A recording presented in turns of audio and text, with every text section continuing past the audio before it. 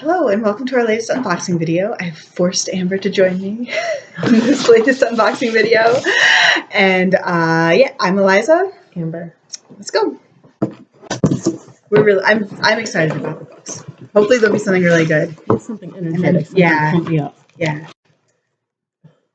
Nora Roberts, Book 3, The Rise of Magicks in the Chronicles of the One Saga series. I see the thing that's going to get you like excited. I will let you have it. It's not going to be this. Because it's Danielle Steel. And here she is on the back, looking elegant. And the novel is called Spy. Kid food. This looks interesting. It's unprocessed.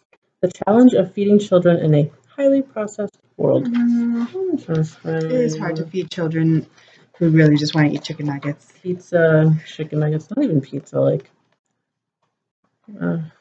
it looks dense. There are no pictures. I really thought it would be like pictures. Self-published or something. It looks like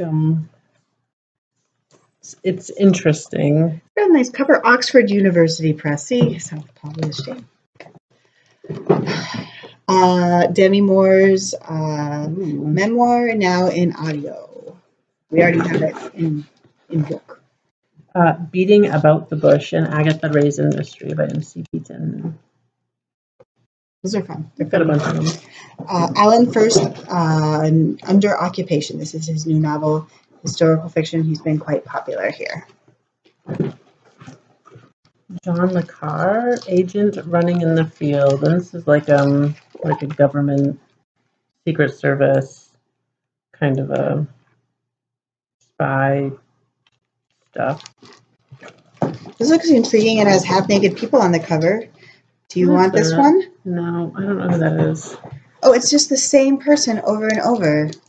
It's I think it's one of the Queer Eyes for the Straight Guys.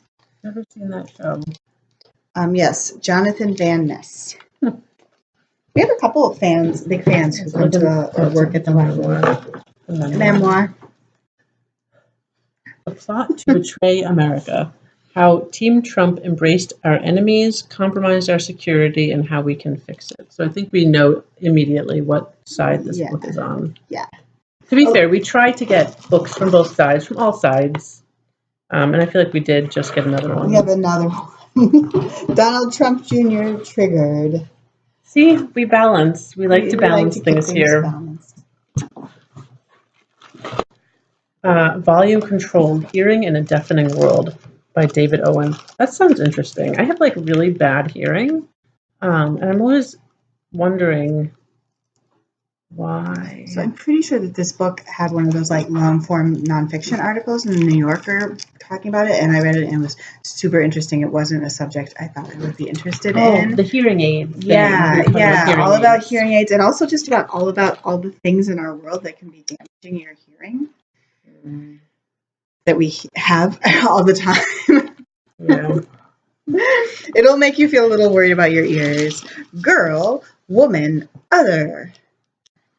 A magnificent portrayal of intersections of identity and a moving and hopeful story, a group of Black British women.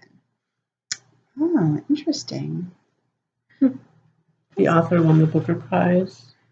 Or this won her the Booker Prize. This won the Booker Prize. I kind of want to see it, buy it. We have it. It's a possibility. Anne Perry, A Christmas Gathering. It's that time. Cute little Christmas books. We hadn't put our Christmas books out, and some patron came in and they were really sad that we hadn't put them out. Oh, I hadn't even thought of it. I've been waiting for this one. This is the new Lisa Jewell, The Family Upstairs. She writes sort of like mystery. She's British, with like a lot of focus on like family and relationships. I've really liked her other ones. The Topeka School, a novel by Ben Lerner. Fiction. Topeka High School class of 97. Blah, blah, blah, blah, blah, blah. Oh, social scene, something disastrous happens socially. Something about shifting perspectives and time periods. Toxic masculinity. Ongoing crisis of identity among white men. Sounds like a family novel with a lot of topical issues. Yeah, it takes place like 20 years ago, but it talks about things that are really relevant now, I'm thinking. I'm getting all the ones I'm excited about. I'm also excited about the new Robert Harris called The Second Sleep, which takes place in a long time ago, like longer ago than most historical fiction. It doesn't actually say in here, but I think it's like the 1300s. Wow. And it's about a young English priest. Yeah. The Second Sleep. So I'm guessing that refers to death. Maybe? Oh. But I know there's also a theory that people used to actually sleep into like shifts overnight and wake up in the middle of the night. So maybe it's that, or maybe it's both. They're wildly different ideas, so I guess I have to read it. Before and After by Judy, Christie, and Lisa Wingate. The incredible real-life stories of orphans who survived the Tennessee Children's Home Society. Survived it makes me think that something bad happened. It was the bad place. Oh, they hiding the fact that many weren't orphans at all. They were stolen from their poor families. Oh, and I don't really want to read that, but I really think a lot of people will, because people do like to read about those things. Oh. And just, it's important to know what happened. Yeah. Ooh, the Anarchy, the East India Company, corporate violence, and the pillage of an empire. She got really excited when she read the word anarchy. I like that it's called The Anarchy. Ooh. This is like a really thick history book. I think for someone who's like settling in over Christmas vacation and just wants some stuff. There are photos, which I will definitely be looking at. But also it's just a super interesting idea. The idea that what effect the East India Company had on the British Empire and on India. And also if you think of what some of our large corporations, what effects they're having now on our society, I bet there's a lot of tie-ins. Yeah. Welcoming the unwelcome. Wholehearted living in a broken-hearted world. This is like really hard for me to keep up with, apparently. It's an open-hearted call for human connection, compassion, and learning to love the world just as it is during these most challenging times. Interesting.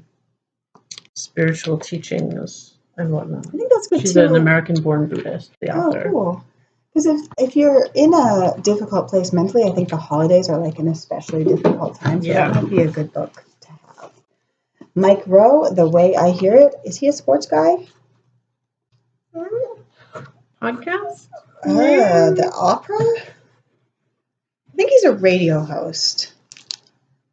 Oh, yeah. He's a radio host from America's #1 short form podcast, The Way I Heard It, which is also the name of his book. So it shows what I know. And you're the podcast I know, person. I listen to podcasts, but I guess not that one. Wild Game, Ooh. My Mother, Her Lover, and Me. Oh, this book has been super popular. I've been hearing about this book. Is it by Adrienne Brodeur? I think it's a memoir about a girl whose mother's having an affair and who has her teenage daughter like help her cover it up. This is real. This is like it's a real book. Or I mean, as real as one. I mean, like a nonfiction. Yeah. And last of all, Martha Grimes, The Old Success, a Richard Jury mystery, and this is another popular series. She doesn't have the big back cover photo, but she's still got a nice photo. That was like a really good selection of stuff. Yeah, I do. It's exciting. Get them on the shelves before the holiday. Bye.